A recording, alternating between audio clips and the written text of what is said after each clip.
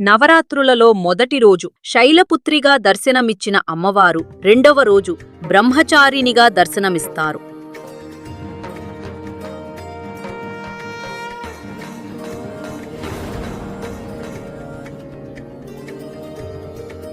నవరాత్రుల రెండవ రోజు బ్రహ్మచారిణి రూపం. అమ్మవారు తపస్య మరియు ధ్యానరూపిణి. తన నిశ్చల వ్రత బలంతో జగతిని ఉన్నత మార్గంలో నడిపించే శక్తి బ్రహ్మచారిణి దేవి. ఒక చేతిలో జపమాల, మరో చేతిలో కమండలంతో దర్శనమిస్తుంది. అమ్మవారి చరణం ప్రతి పదం తపస్య గీతం. సదా బ్రహ్మచర్య వ్రత రూపంతో భక్తులకు సద్భక్తి ప్రదానం చేస్తుంది. ఈ రూపంలో అమ్మను ధ్యానించినప్పుడు భక్తులు తమ తపస్సులో నిశ్చల విశ్వాసం పొందుతారు. బ్రహ్మచారిణి శివుని పత్నిగా అత్యంత గోప్య తపస్సు చేసి పరమశివుడి హృదయం గెలిచిన దివ్య స్వరూపిణి.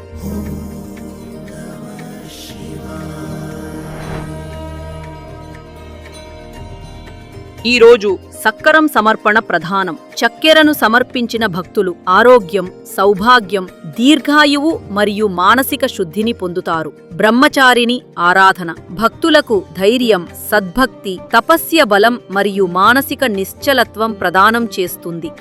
ఓం దేవి బ్రహ్మచారిణియై నమః. ఓం దేవి బ్రహ్మచారిణియై నమః.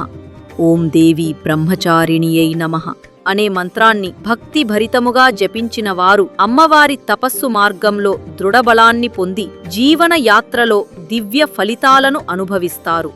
రేపు దేవి నవరాత్రులలో అమ్మవారి మూడో రూపం చంద్రఘంటాదేవి అవతారం గురించి తెలుసుకుందాం.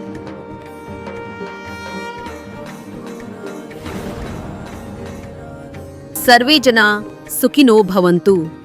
ఇలాంటి మరిన్ని ఆసక్తికరమైన వీడియోలను చూడాలంటే ఈరోజే మా ఛానల్ను సబ్స్క్రైబ్ చేయండి.